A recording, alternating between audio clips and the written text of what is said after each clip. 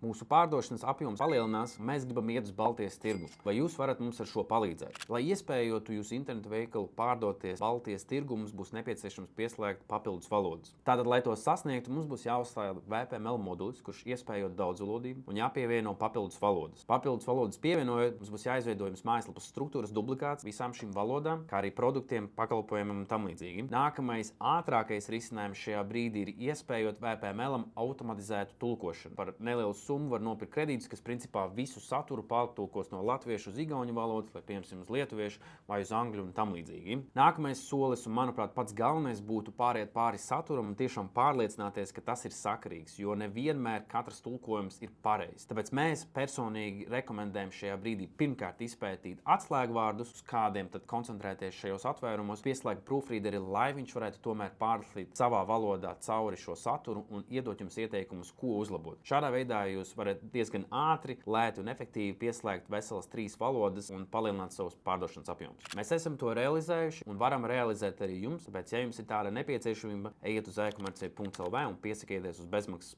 konsultāciju.